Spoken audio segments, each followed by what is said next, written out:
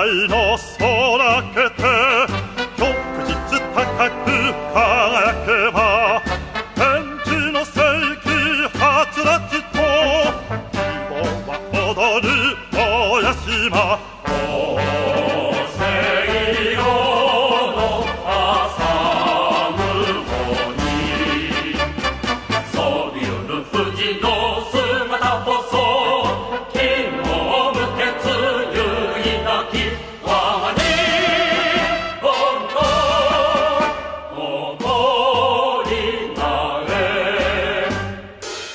縦一景の君を光と永遠にいただきて市民我ら皆共に密に沿わん大使命十世八方家となし世界の人を導きて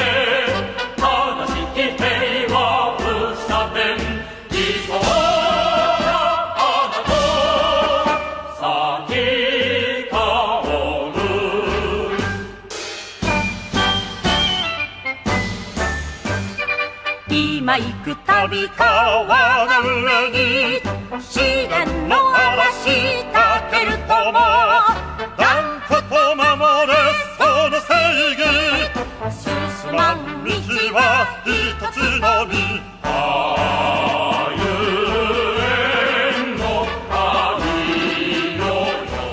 Saudara-saudara anggota sidang sekalian, sebelum sidang ini hari saya buka, marilah kita memanjatkan syukur kepada Yang Maha Pencipta yang telah mempertemukan kita dalam situasi dan suasana seperti di dalam saat ini.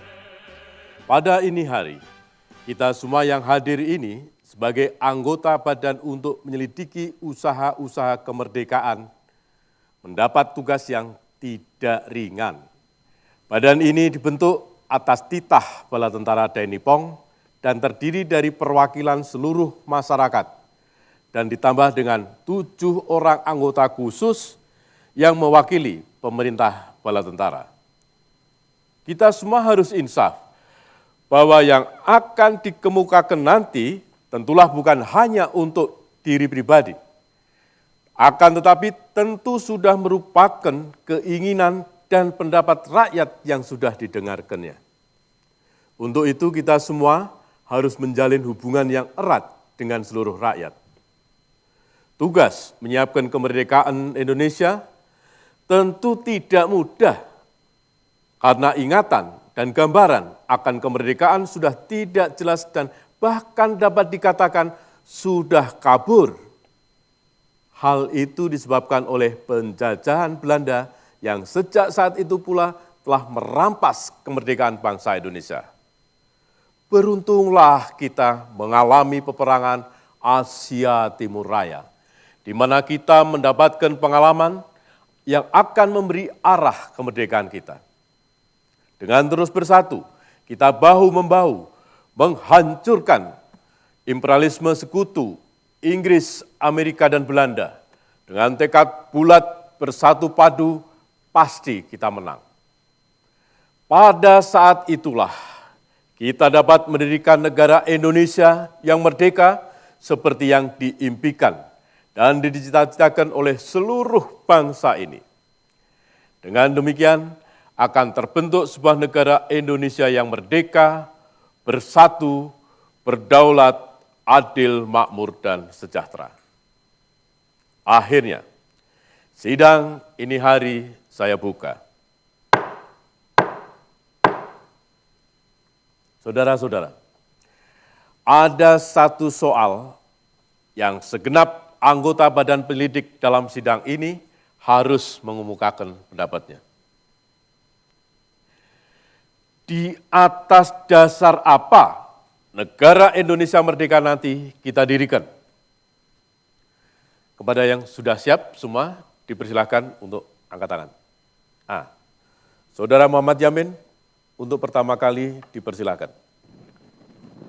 Tuan Kaitio yang mulia, rapat yang terhormat, angkat bicara dalam rapat Panitia Penyelidikan Indonesia Merdeka ini memberi ingatan kepada kita bahwa kewajiban yang terpikul di atas kepala dan kedua belah bahu kita ialah suatu kewajiban yang sangat teristimewa. Kewajiban untuk ikut menyelidiki bahan-bahan yang akan menjadi dasar dan susunan negara yang akan terbentuk dalam suasana kemerdekaan. Menyumbangkan bahan-bahan untuk panitia dan menyelidiki beberapa keadaan-keadaan penting adalah dengan keinsafan untuk negara Indonesia seluruhnya. Negara baru yang akan kita bentuk adalah satu negara kebangsaan Indonesia atau national state atau suatu etat nasional yang sewajar dengan peradaban kita dan menurut susunan dunia sekeluarga di atas dasar kebangsaan dan ketuhanan. Negara Indonesia ialah sebagian menjadi pelaksanaan keinginan rakyat Indonesia sekarang dan sebagian lagi sebagai usaha dalam beberapa ratus tahun. Keinginan itu sumbernya dalam nasionalisme atau dasar kebangsaan yang mengikat kita seketurunan dan sesama kemauan.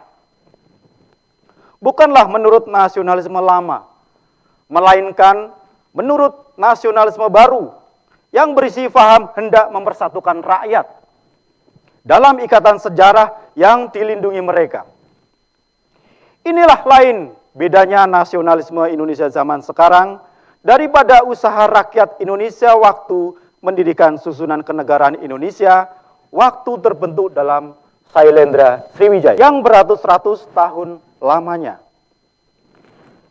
Waktu mendirikan negara Indonesia kedua seperti terbentuk dalam Kerajaan Majapahit.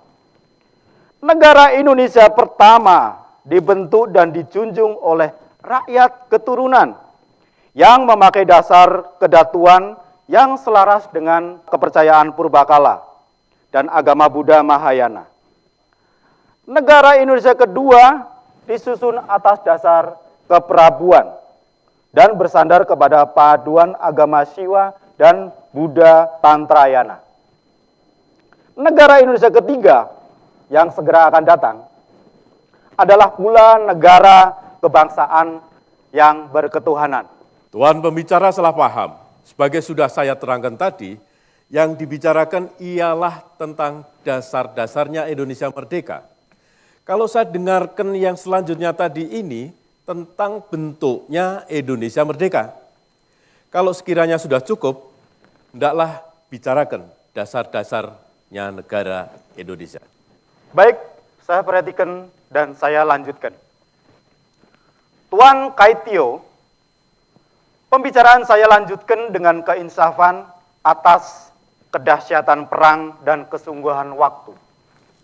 Kedua-duanya rakyat Indonesia merasakan dan mau menahan nasib sekarang ini. Kesungguhan waktu itu dari saat ke saat menebalkan keyakinan dan pendirian bahwa hari pelantikan negara sudah dekat. Jikalau pelantikan sudah terlampau, maka bertambahlah di atas dunia suatu anggota baru yang sudah berumur tua dan berkeadaban luhur. Bangsa Indonesia menjelma kembali setelah menderita perjuangan dan berperang. Saya rasa Tuan salah. Tuan menyimpang dari apa yang dimaksudkan. Saya turut perintah itu. Walaupun ada keyakinan bahwa dasar negara mengenai juga soal penduduk, pun karena mengenai susunan pemerintah. Dan begitu juga tentang hak tanah. Itu lain hari akan dibicarakan. Jadi kalau sudah tidak ada lagi tentang dasar-dasarnya negara, saya kira saudara saya persilakan. Oh, nanti dulu Tuan Kaitio. Pada permulaan tidak diterangkan apa-apa yang mengenai dasar soal daerah. Penduduk dan tanah juga terhitung masuk dalam pembentukan negara. Saya harap semua takluk pada pimpinan. Baik, saya turut walaupun tidak takluk. Silahkan dilanjutkan pembicaraan. Tuan Kaitio, habislah pembicaraan saya. Tetapi karena tadi Tuan Kaitio memberi kesempatan kepada kita semua juga boleh mengeluarkan perasaan. Maka saya curahkan perasaan saya dengan syair. Republik Indonesia. Abadilah Republik Indonesia untuk selama-lamanya, yang dilindungi tumpah darah benua kepulauan yang indah, antara cakrawala langit yang murni dengan bumi tanah yang sakti. Di samping teman, di hadapan lawan. Negara berdiri ditakdirkan Tuhan untuk keselamatan seluruh bangsa, supaya bahagia segenap seketika, berbudi setia, tenaga merdeka dengan menjunjung kedaulatan negara. Di atas abu negara kedua, kami membentuk negara ketiga, diiringi lampu Indonesia Raya, di bawah kibaran bendera bangsa. Di sanalah rakyat hidup berlindung, berjiwa merdeka, tempat bernaung. Saudara Muhammad Yamin. Ya, terima kasih. Terima kasih.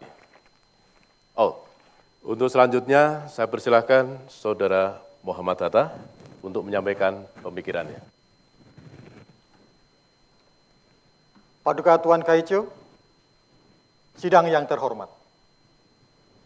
Berbagai-bagai pandangan yang dikemukakan para pembicara terdahulu menyiratkan ketidakmampuan melepaskan diri dari bayang-bayang ehwal Kerk en Staat, gereja dan negara, sebagaimana terjadi di bumi Eropa. Pandangan ini salah, karena perhubungan Kerk en Staat berlainan dengan perhubungan Islam dan negara. Kerk en Staat pada asalnya mempunyai hubungan dari atas ke bawah, yang menguasai hidup orang banyak. Kalau ada pertentangan antara Staat sebagai negara dan Staat sebagai Kerk, yang kedua-duanya berkuasa atas umat yang sama, itu tidak mengherankan. Tetapi antara Islam dan negara tidak ada pertentangan. Oleh karena Islam adalah agama dan bukan negara. Paling jauh, boleh dikatakan dengan ucapan agak paradoksal. Islam ialah masyarakat. Ia mempunyai lingkungannya dalam masyarakat, tetapi ia tiada mempunyai organisasi sebagaimana gereja. Oleh sebab itu, ia bukan Staat.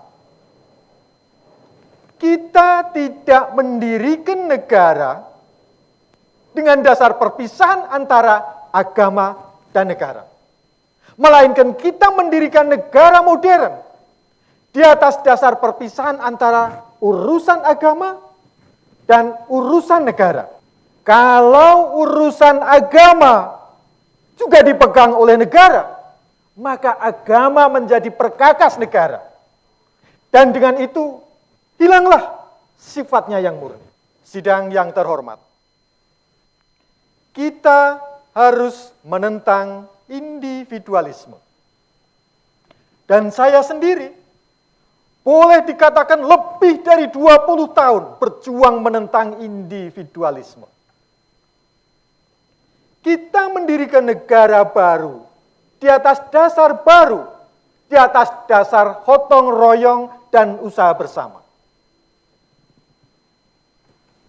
Jangan kita beri kekuasaan yang sekuasa-kuasanya kepada negara untuk menjadikan negara baru itu negara kekuasaan. Sebab itu, ada baiknya. Tentang warga negara disebutkan juga, hak supaya jangan takut mengeluarkan suaranya.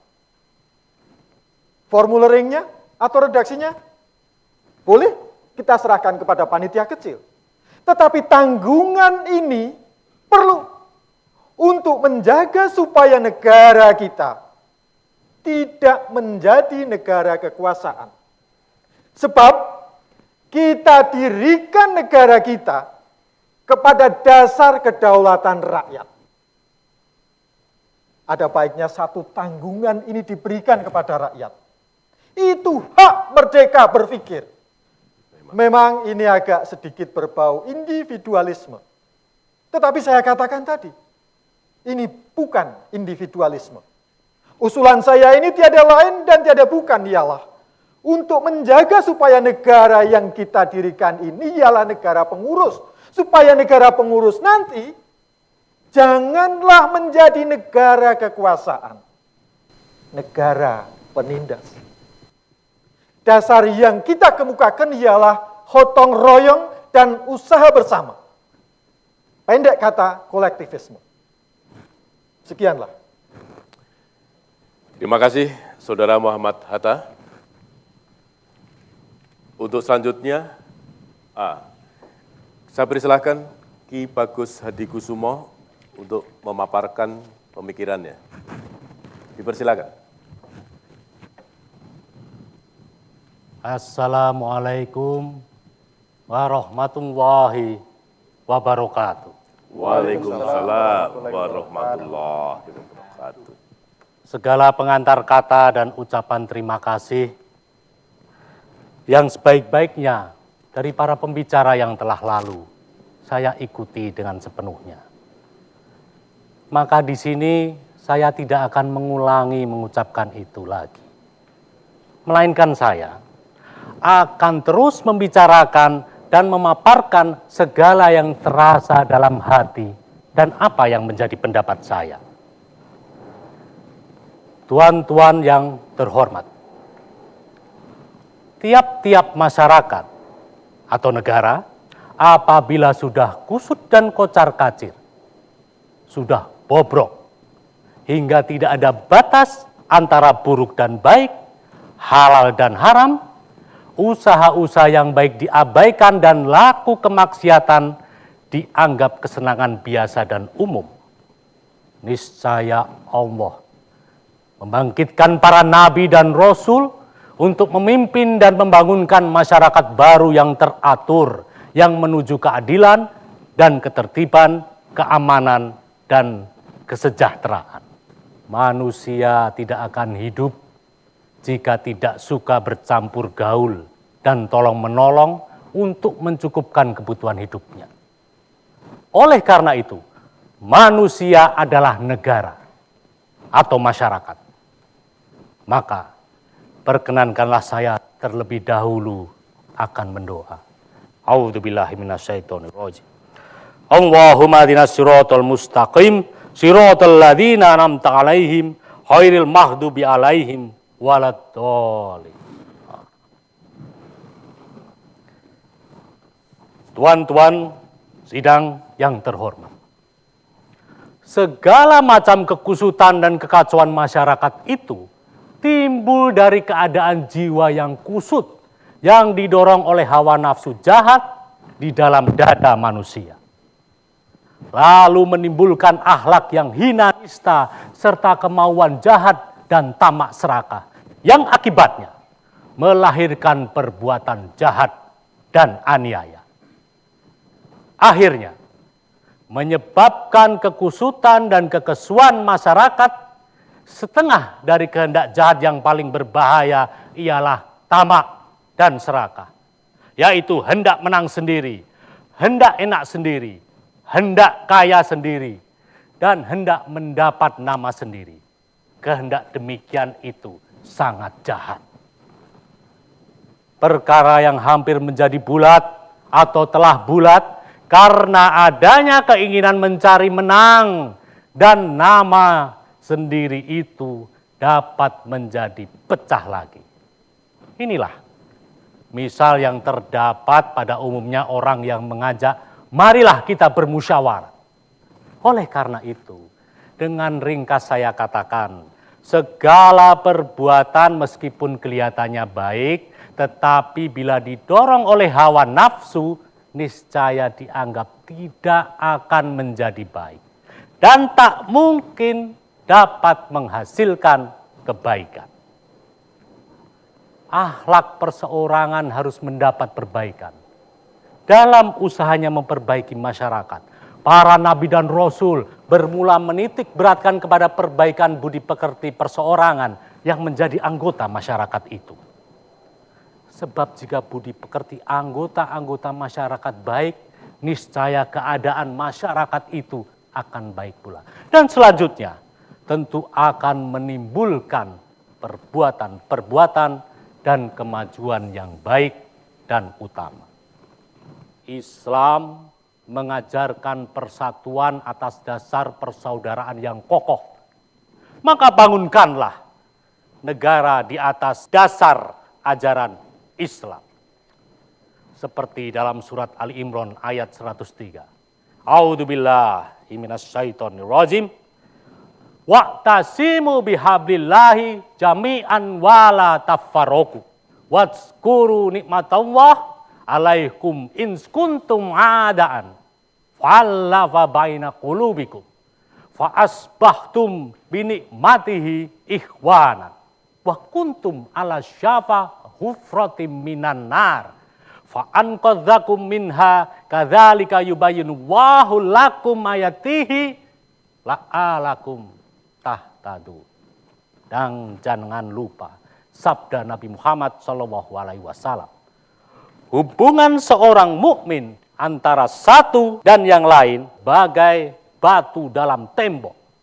Satu dan lainnya kokoh, mengkokohkan. Agama, pangkal persatuan. Janganlah takut dimanapun mengemukakan dan mengetengahkan agama.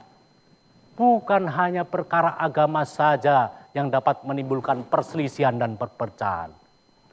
Apabila diperbincangkan dengan tidak berdasarkan kejujuran, kesucian, dan keikhlasan, perkara bentuk negara kita ini, republik atau monarki, serikat atau kesatuan, itu pun dapat menimbulkan perpecahan dan perselisihan yang amat hebat dan dahsyat. Semangat berselisih pokok pangkal perpecahan. Warisan zaman kolonial, penghalang pemersatuan. Bila pembicaraan dan permusyawaratan tidak didasarkan kesucian, keikhlasan, dan kejujuran, tetapi berdasarkan keinginan perseorangan atau golongan untuk menang sendiri dan mau enak sendiri, mendapat nama sendiri, atau berdasarkan kekhawatiran tidak akan mendapatkan pangkat atau kursi, sudah pasti akan timbul perpecahan dan pembantahan yang lebih dahsyat dan berbahaya. Paduka Tuan Kaitio dan sidang yang terhormat. Pembicaraan saya yang sedikit panjang ini rupanya sudah cukup dan tidak ada lagi rasanya yang perlu saya paparkan.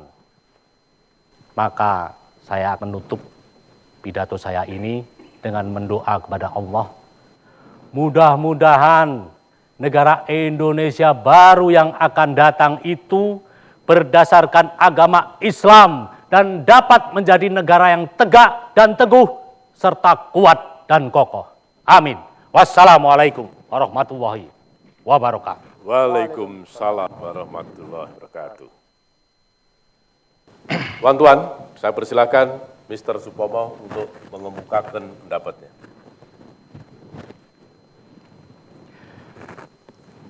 Paduka Tuan Kaitio, hadirin yang terhormat. Soal yang kita bicarakan ialah bagaimanakah dasar-dasarnya negara Indonesia merdeka.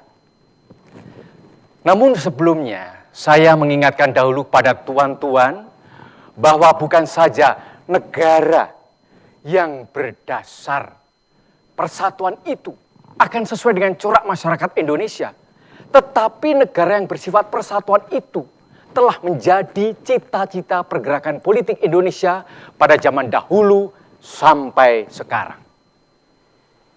Saya hendak memperingatkan kepada tuan-tuan pasal 2 daripada Pancadharma yang telah diterima oleh Chuo Sangiin.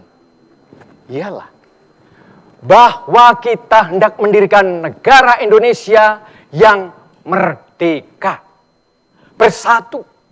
Jadi, cita-cita ini tepat sesuai dengan corak masyarakat Indonesia yang asli. Nah, Lalu bagaimanakah dalam negara hubungan antara negara dan agama?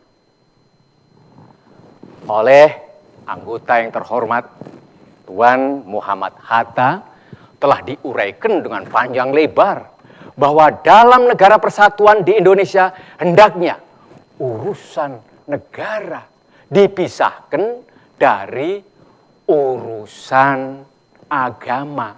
Memang di sini terlihat ada dua paham. Ialah paham dari anggota-anggota ahli agama yang menganjurkan supaya Indonesia didirikan sebagai negara Islam. Dan anjuran yang lain seperti yang telah dianjurkan oleh Tuan Muhammad Hatta. Ialah negara persatuan nasional yang memisahkan urusan negara dengan urusan Islam. Atau dengan perkataan lain, bukan negara Islam. Nah, apa sebabnya?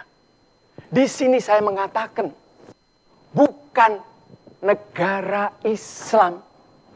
Perkataan negara Islam lain artinya daripada perkataan negara berdasar atas cita-cita luhur dari agama Islam. Nah, lalu apa? Apalah perbedaannya? Dalam negara yang tersusun sebagai negara Islam, negara tidak bisa dipisahkan dari agama.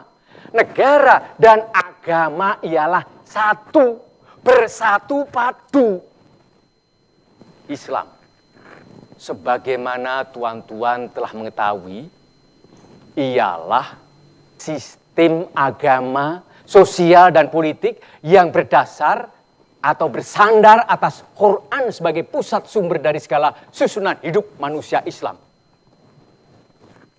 Hadirin yang terhormat, sekarang kita melihat lagi contoh-contoh dari negara-negara lain sebelumnya tahun 1924 Masehi. Ialah negara Islam semata-mata. Semenjak tahun 1924, Turki mengganti sifat negaranya dan bukan menjadi negara Islam lagi. Betul, agama rakyat Turki ialah Islam, betul. Akan tetapi sebagaimana negara menurut sistem pemerintahannya, Turki bukan negara Islam lagi. Akan tetapi negeri Mesir, Irak, Iran, Saudi Arabia ialah negeri-negeri Islam. Nah, apakah kita hendak mendirikan negara Islam di Indonesia?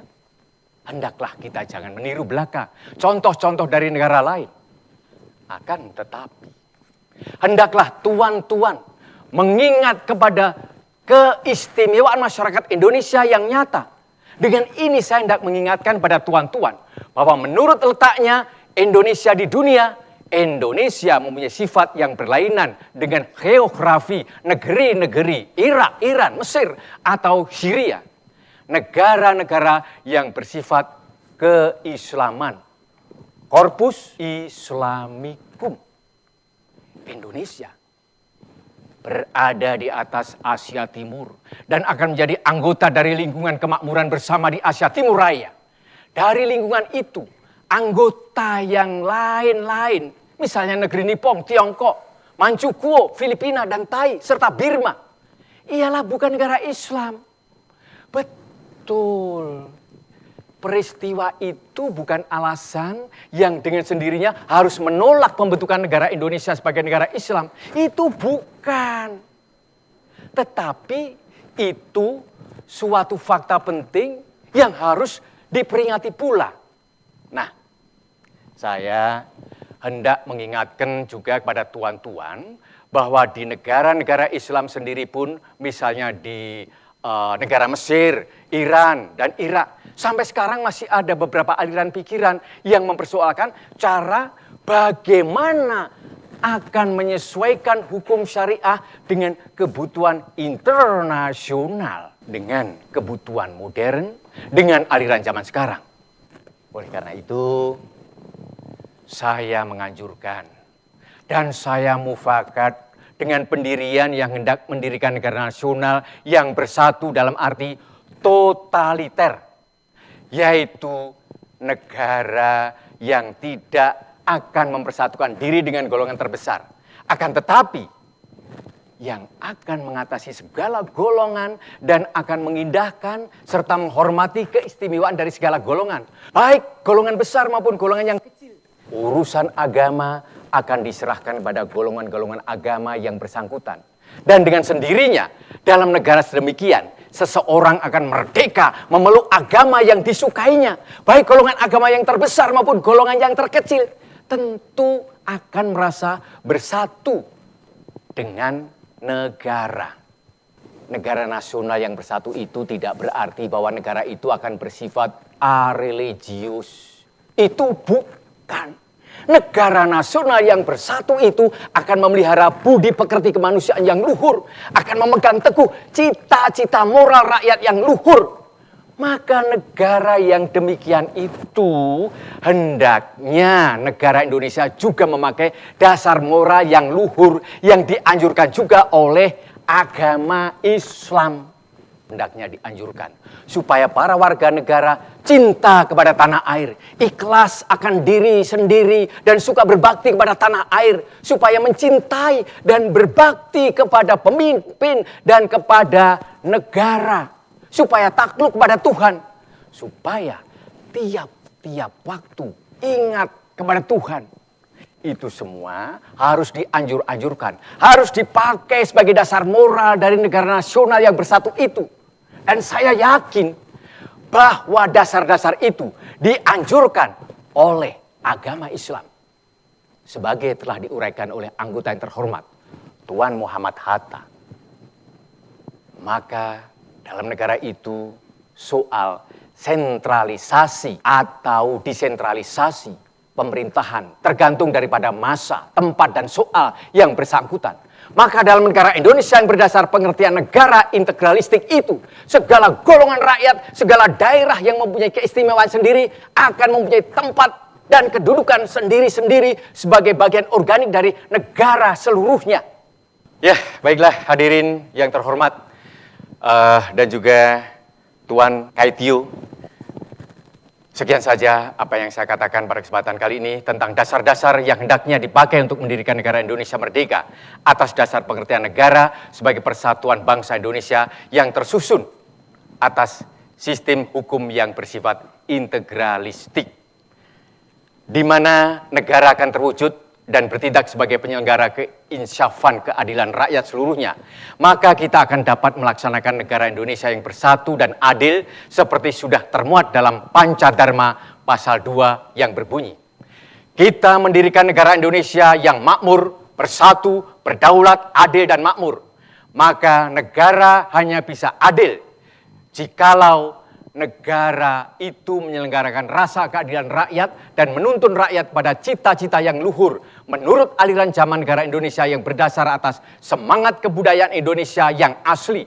Dengan sendirinya akan bersifat negara Asia Timur Raya. Dan negara Indonesia yang terbentuk atas aliran pikiran persatuan yang saya uraikan tadi pun akan dapat menjalankan dharmanya atau kewajibannya dengan semesta sebagai anggota dari kekeluargaan Asia Timur Raya. Sekian, terima kasih. Terima kasih kepada Mr. Supomo. Bagaimana Ruseno? Pak sudah siap? Maaf, belum selesai. Oh, terima kasih.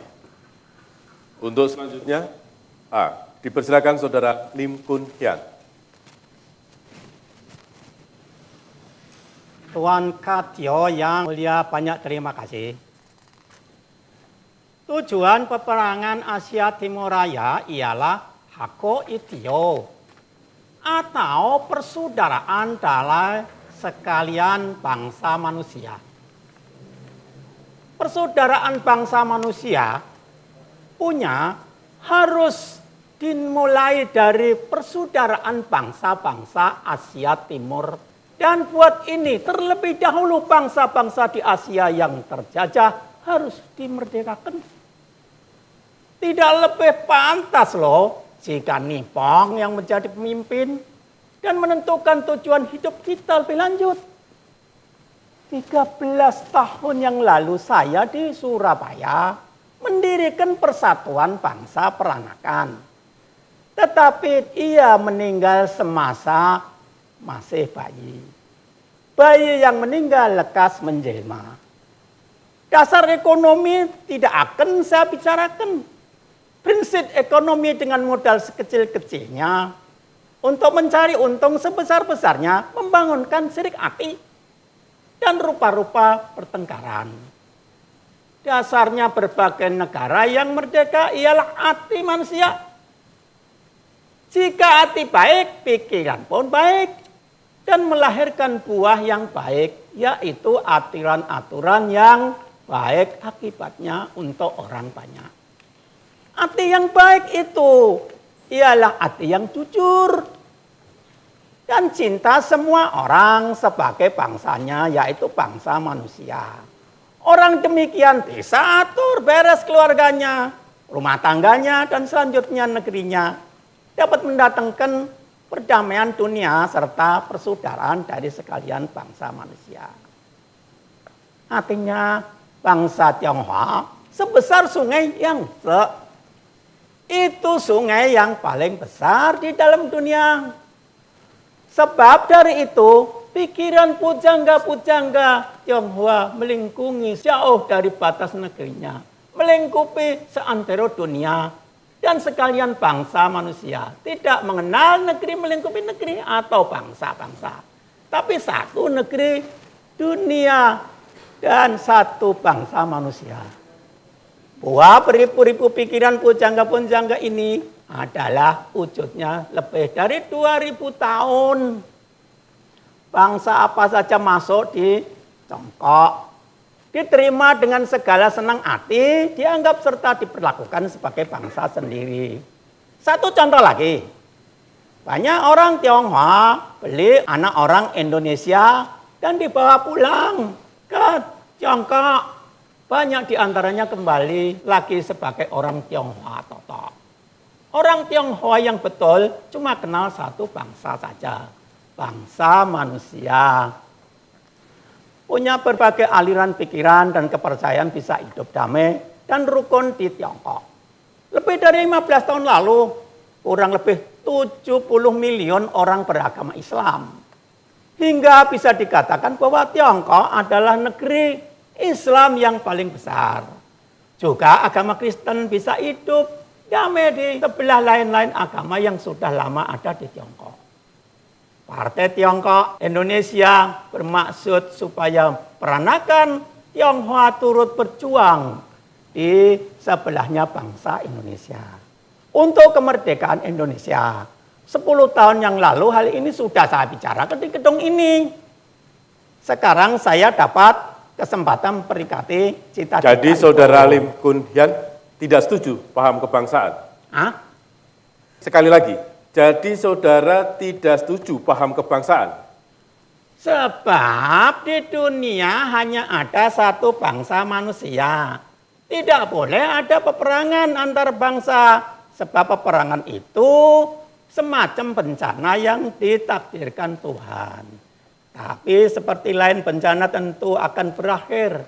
Sebab Tuhan tidak menginginkan bangsa manusia harus hilang sama sekali. Nanti sesudah perang mendirikan dunia baru, persaudaraan sekalian bangsa. Hako itiu, terima kasih. Kamsia. 見よ都会の空けて旭日高く輝けば天地の世界 Pada hari ini, はつらつと tanggal 1 Juni tahun 1945, setelah kita mendengarkan banyak pembicaraan dari anggota sidang BPUPKI, maka sekarang dipersilahkan Saudara Insinyur Soekarno untuk mengemukakan pendapatnya. Terima kasih.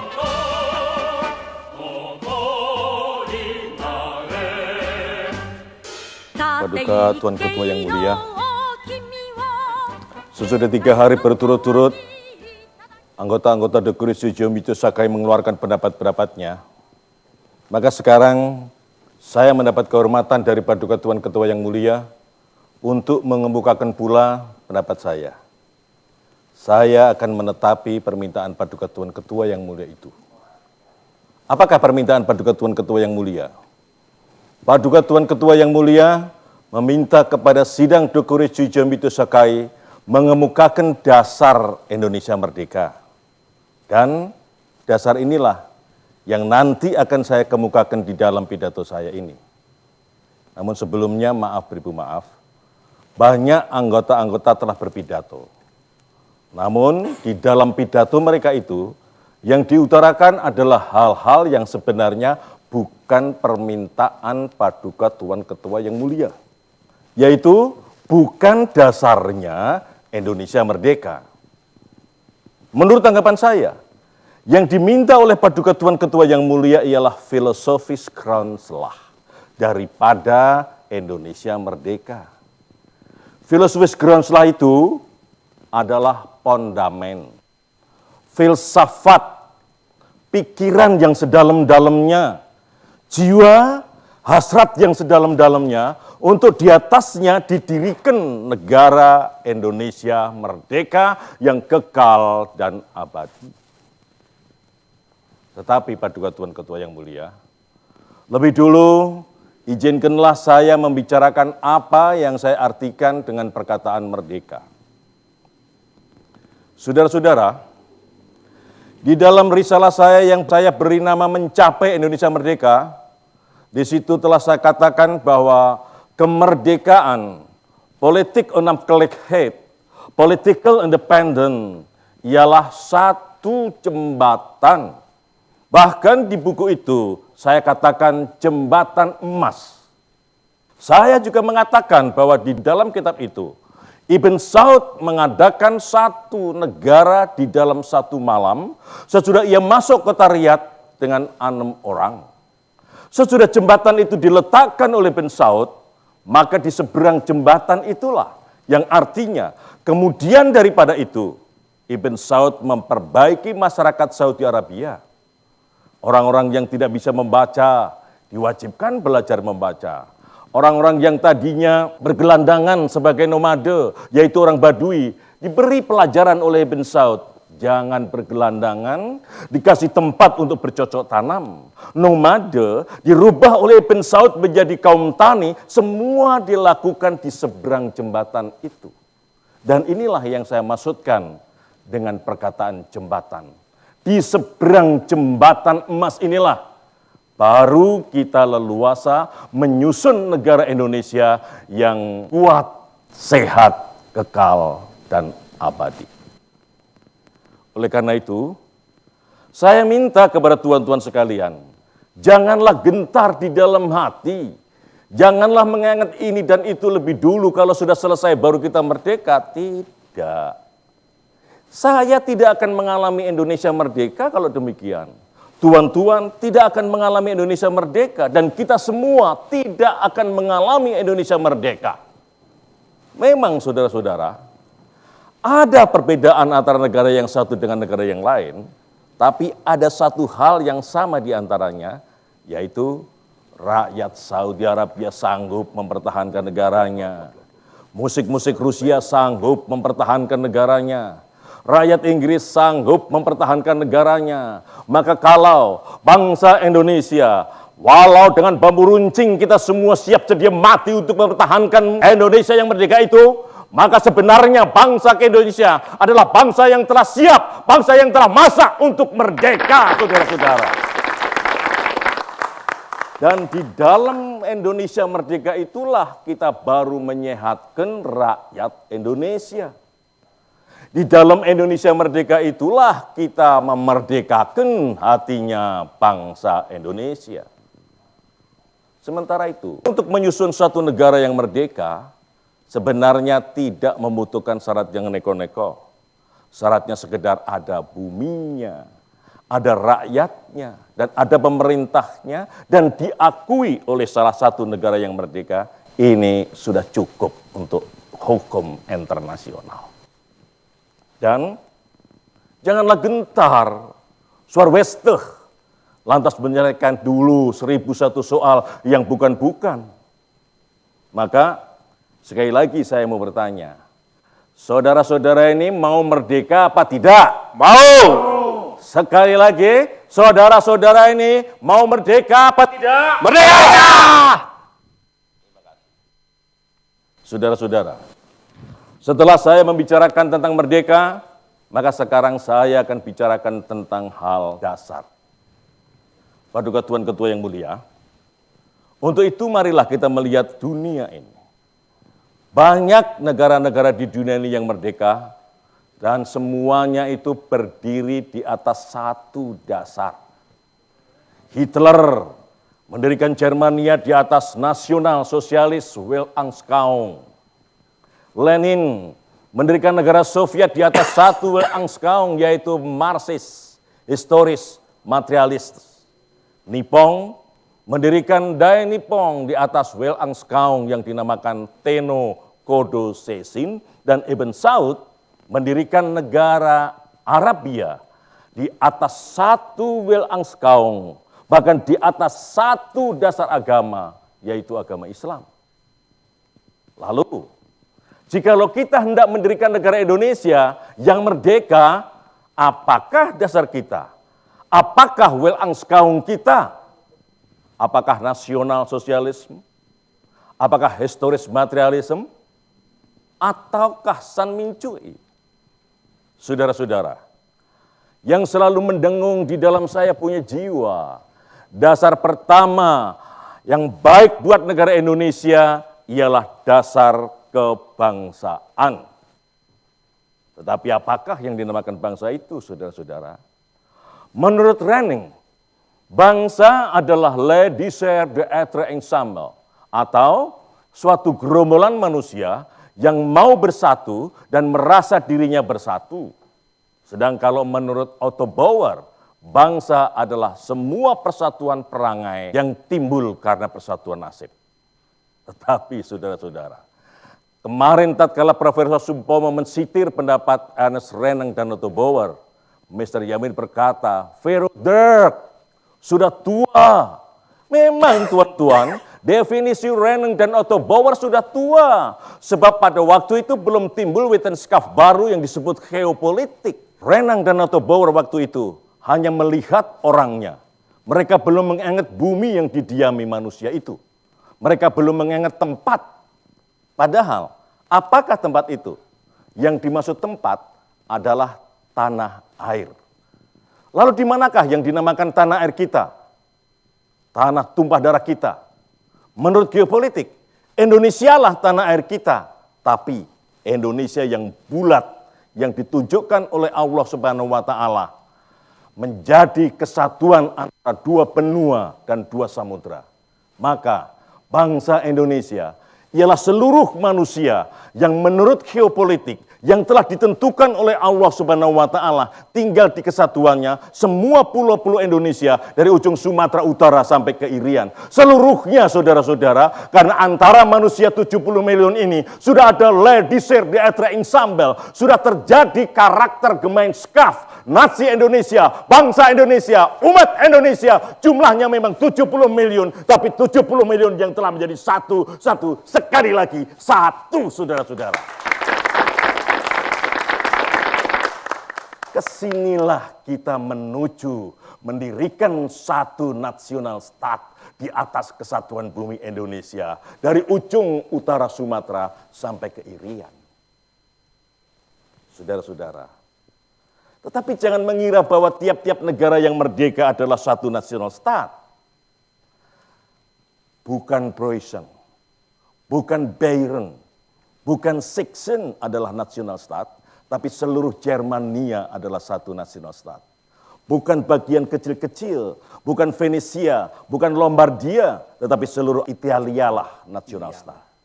Maka saya berkata dengan beribu-ribu hormat kepada Sultan Agung Hanyokrokusumo, bahwa Mataram meskipun merdeka bukan nasional stat. Dengan perasaan hormat kepada Prabu Siliwangi di Pejajaran, saya berkata bahwa kerajaannya bukan nasional stat.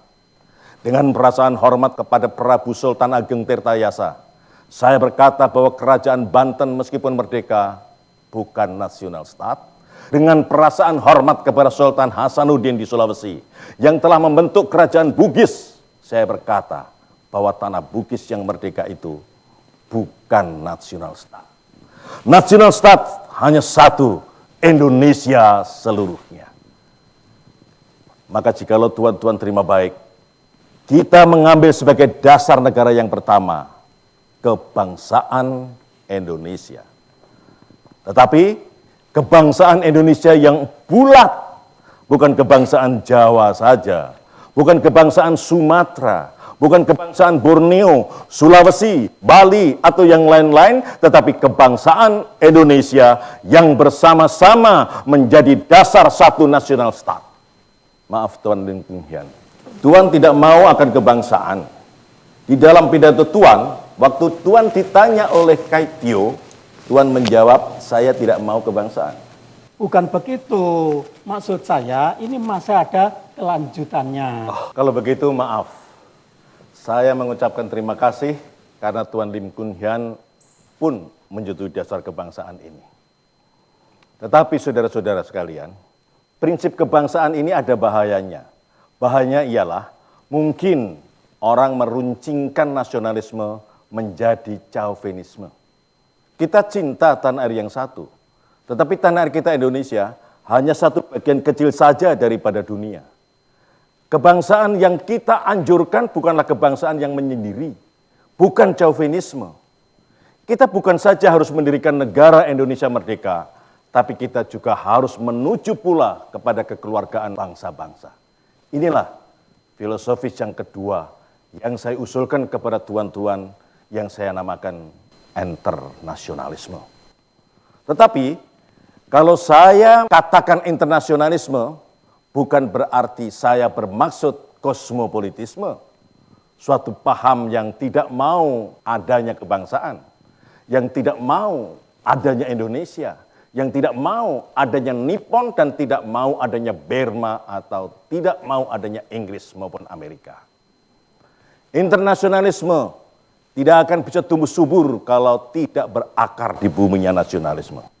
Dan nasionalisme tidak dapat hidup subur kalau tidak hidup di dalam taman sarinya internasionalisme. Jadi dua hal ini adalah prinsip pertama dan prinsip kedua yang saya usulkan kepada tuan-tuan sekalian adalah bergandengan erat satu sama lain. Selanjutnya, apakah prinsip yang ketiga? Dasar itu adalah dasar mufakat, dasar perwakilan, dasar permusyawaratan. Negara Indonesia bukan satu negara untuk satu orang. Bukan satu negara untuk satu golongan, walaupun golongan kaya. Tetapi kita mendirikan negara buat semua, satu buat semua. Saya yakin syarat yang mutlak untuk kuatnya negara Indonesia ialah permusyawaratan perwakilan. Nah, untuk pihak Islam, inilah sebetulnya tempat yang terbaik untuk memelihara agama. Saya pun adalah orang Islam. Maaf beribu maaf. Keislaman saya memang masih jauh belum sempurna. Tetapi kalau saudara-saudara semua membuka saya punya dada dan melihat saya punya hati, tuan-tuan akan dapati tidak lain dan tidak bukan hati Islam.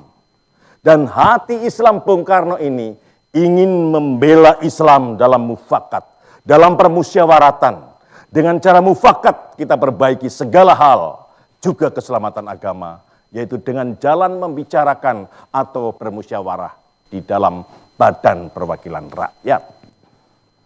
Apa-apa yang belum memuaskan, kita bicarakan di dalam permusyawaratan badan perwakilan. Dan inilah tempat yang paling cocok untuk mengemukakan tuntutan.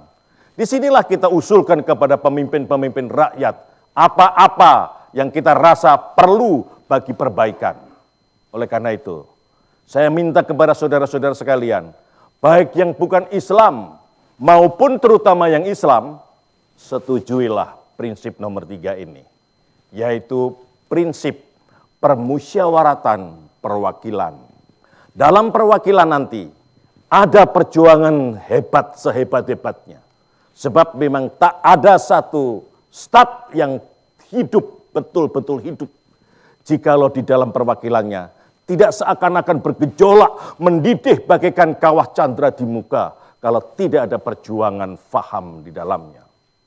Dan prinsip yang keempat sekarang akan saya usulkan.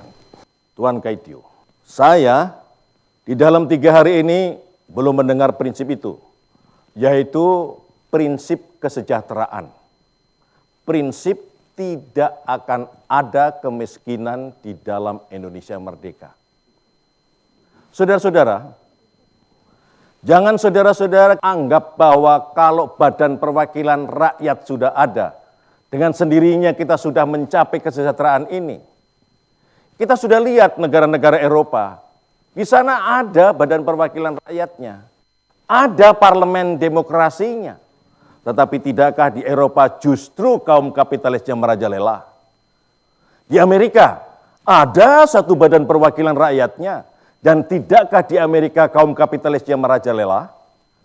Tidakkah seluruh dunia barat kaum kapitalis yang merajalela? Padahal ada Badan Perwakilan Rakyatnya di sana. Dan itu tak lain dan tak bukan sebabnya. Ialah karena badan-badan perwakilan rakyat yang ada di sana itu sekedar menurut resepnya Prancis Revolusi. Tak lain tak bukan adalah yang dinamakan demokrasi di sana itu hanyalah demokrasi politik semata.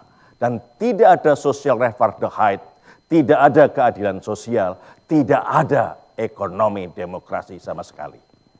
Jadi, jikalau kita memang betul-betul mengerti, mengingat dan mencintai rakyat Indonesia, mari kita terima prinsip hal social Apartheid itu, yaitu bukan saja persamaan di dalam bidang politik, tetapi pun di atas lapangan ekonomi kita harus mengadakan persamaan. Saudara-saudara, akhirnya, apakah prinsip yang kelima? Hendaknya kita menyusun Indonesia merdeka yang bertakwa kepada Tuhan. Prinsip ketuhanan yang mulia. Bukan saja bangsa Indonesia yang harus bertuhan, tetapi masing-masing orang Indonesia hendaknya bertuhan. Tuhannya sendiri-sendiri. Yang Kristen menyembah Tuhan menurut petunjuk Isa Al-Masih. Yang Islam bertuhan menurut petunjuk Nabi Muhammad SAW. Yang Hindu dan Buddha menjalankan ibadatnya menurut kitab-kitab yang ada padanya. Tapi marilah semua kita bertuhan. Hendaknya negara Indonesia adalah negara yang tiap-tiap orangnya dapat menyembah Tuhannya dengan cara yang leluasa.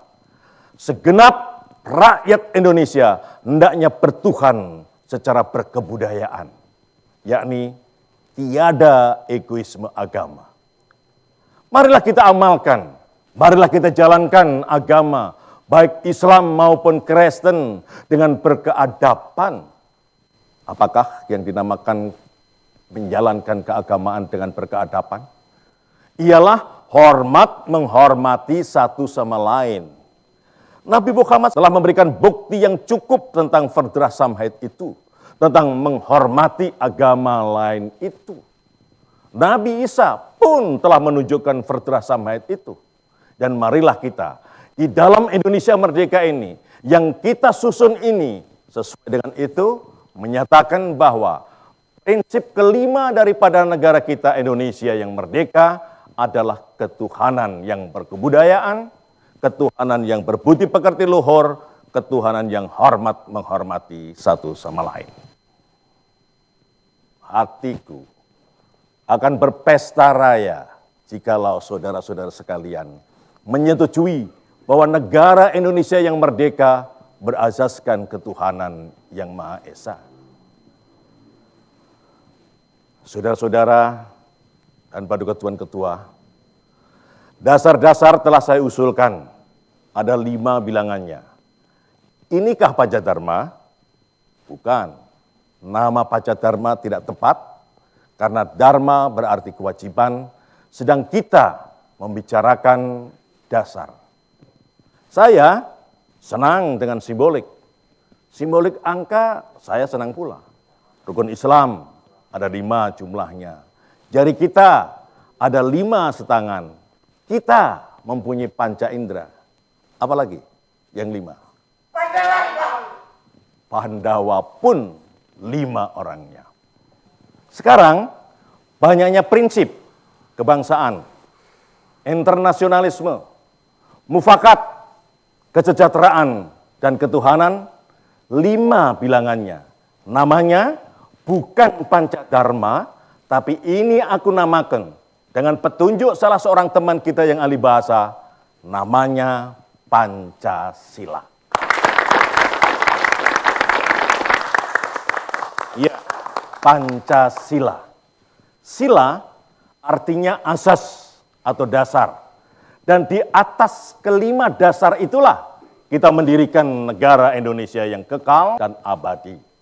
Tetapi kalau barangkali ada saudara-saudara yang tidak suka akan bilangan 5 itu, saya boleh peras sehingga tinggal 3 saja. Yaitu kebangsaan dan internasionalisme, saya peras menjadi sosionasionalisme. Dan demokrasi yang bukan demokrasi yang barat dengan kesejahteraan, saya peras menjadi sosiodemokrasi. Dan tinggal ketuhanan yang menghormati satu sama lain. Jadi yang asalnya 5 telah menjadi 3, sosionasionalisme, sosiodemokrasi, dan ketuhanan. Tetapi barangkali ada tuan-tuan yang minta 1 dasar saja. Baik, akan saya jadikan 1 dasar saja. Dan saya telah menemukan bahasa tulen daripada bangsa Indonesia, ialah gotong royong. Indonesia yang kita dirikan harus negara gotong royong. Gotong royong adalah paham yang dinamis. Paham yang lebih dinamis daripada kekeluargaan.